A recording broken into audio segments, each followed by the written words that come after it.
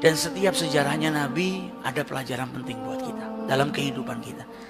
Kita mau baca sejarah Nabi mulai dari lahirnya, masa pertumbuhannya, masa pendidikannya, masa kerasulannya, masa hijrahnya, masa pemboikotan yang dilakukan oleh orang-orang kafir, masa hijrahnya sampai di Madinah, masa peperangan. Semua, setiap fragmen dari kehidupannya Rasulullah ada pelajaran penting, pelajaran yang berharga yang bisa kita ambil. Dan semuanya akan nambah kita cinta kepada Rasulullah SAW. Apalagi kita yang orang-orang lemah, kita ini lemah. Kita ini setiap dapat bencana baru sedikit sudah seakan-akan dunia kiamat. Ngeluhnya luar biasa. Padahal Nabi kita Rasul Sallallahu Alaihi Wasallam dari mulai kecil sudah diberi ujian oleh Allah Subhanahu Wa Taala. Ujian yang berat yang mungkin kita yang hadir di sini nggak pernah mengalami ujian yang pernah dialami sama Rasulullah waktu masih kecil, bukan sudah dewasa. Kalau ujian waktu beliau dewasa jadi seorang Rasul, ujian ketika beliau berdakwah lebih berat. Ujian di masa kecilnya Rasulullah mungkin tak seorang pun kita yang ada di sini ini pernah mengalami ujian berat sebagaimana yang dialami oleh Rasulullah SAW. Kenapa diuji oleh Allah? Dipersiapkan. Allah itu nggak nguji hambanya kecuali menambahkan kekuatan pada hambanya supaya hambanya jadi orang yang lebih berkualitas, jadi orang yang lebih kuat. Dan Nabi pun dididik oleh Allah Subhanahu Wa Taala dengan sebaik-baik pendidikan. Adabani Rabbi fa ahsana ta'dib. Sebaik-baik pendidikan yang Allah berikan kepada Rasulullah SAW. Bayangkan lahir ke muka bumi ini nggak punya ayah. Insya Allah kita yang di sini semua lahir pernah ngalamin punya ayah, pernah cium tangannya ayah, pernah manggil ayah kita dengan sebutan ayah. Kita pernah dengar ayah kita manggil kita anakku, bunayya, waladi, ibni, putraku. Nabi Muhammad gak pernah dengarkan itu. Kata ulama, yatim yang paling dahsyat, penderitaan bagi seorang yatim yang paling dahsyat adalah ketika lahir ayahnya sudah gak ada.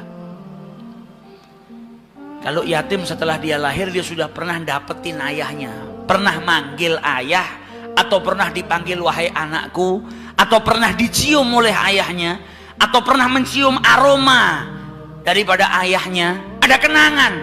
Nabi Muhammad masih di perut ibunya, ayahnya sudah meninggal.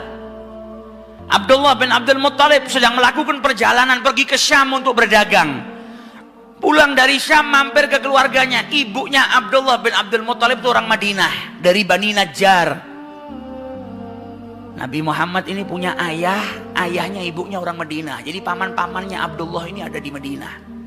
Ini tertibnya Allah. Makanya Nabi Muhammad kemudian hijrah ke Madinah, kembali ke keluarga, bertempat tinggal di keluarga ayahnya di Madinah. Pulang dari Syam mampir ke Madinah, silaturahmi dengan keluarganya, dengan keluarga ibunya, paman-pamannya dari ibunya. Dan akhirnya beliau meninggal di sana. Sampailah kabar ke Mekah Mukarramah kalau Abdullah sudah meninggal. Nabi Muhammad masih di perut ibunya. Nabi lahir nggak pernah punya ayah, nggak pernah berjumpa dengan ayahnya, nggak pernah manggil ayah, nggak pernah dipanggil oleh seseorang dengan ya bunayya seperti kita semua dengar kalau ayah kita manggil anakku, putraku. Nabi nggak ngalamin masa itu.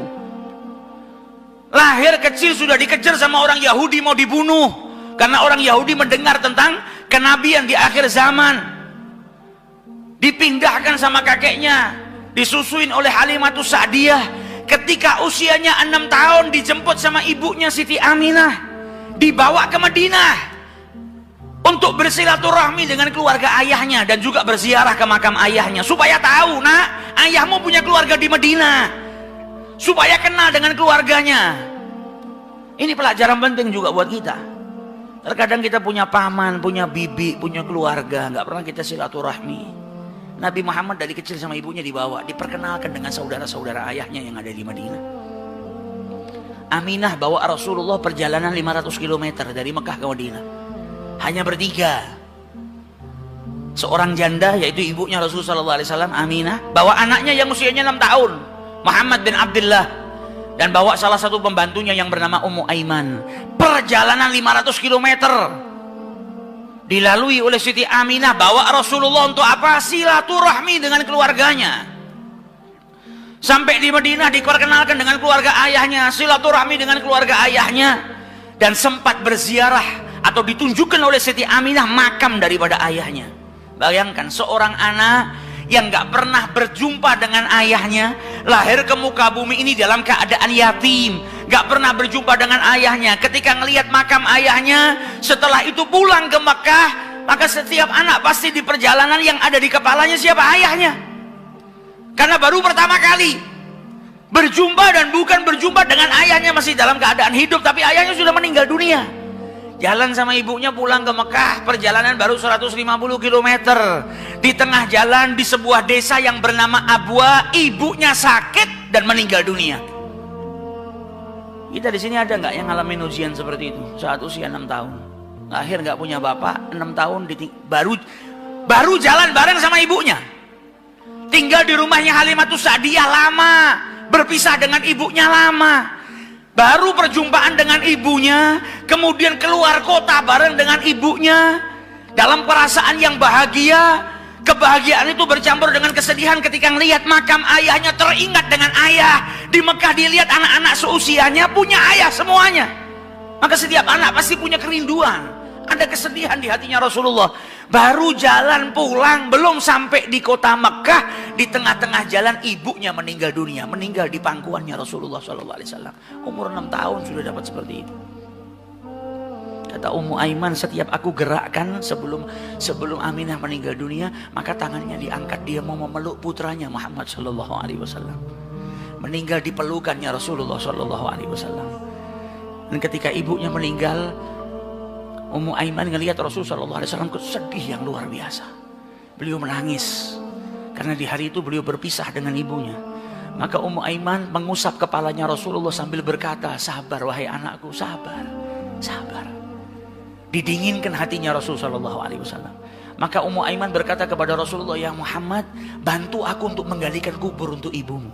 Anak usia 6 tahun lahir gak ketemu dengan ayahnya. Saat itu dia berpisah dengan ibunya, dan dia harus menggalikan kubur untuk ibunya sendiri.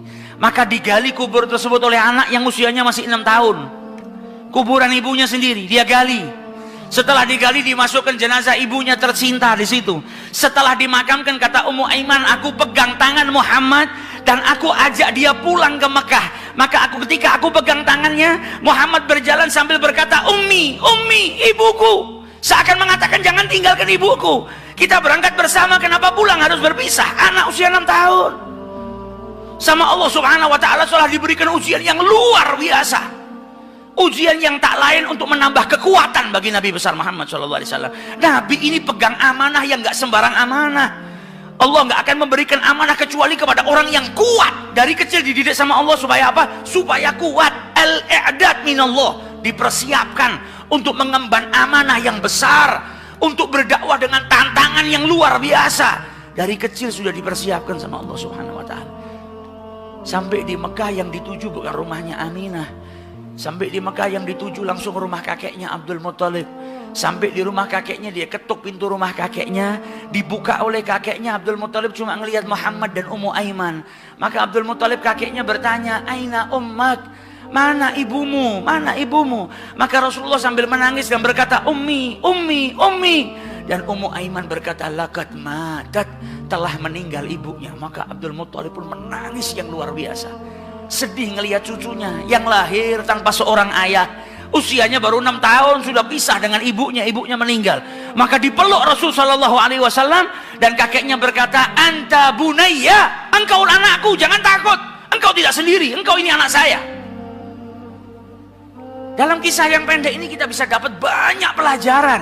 Maka sejarahnya hidupnya Rasul sallallahu alaihi wasallam ini pelajaran penting buat kita. Nabi masih usia seperti itu sudah dapat ujian yang besar dari Allah Subhanahu wa ta'ala. Dan dia adalah kekasihnya Allah Subhanahu wa ta'ala. Kita yang baru dikasih ujian sedikit sama Allah sudah meledak bagaikan kiamat. Yang terkadang kita nggak sabar. Bahkan kita terkadang masuk dalam kategori tidak terima dengan apa yang diberikan oleh Allah Subhanahu wa ta'ala.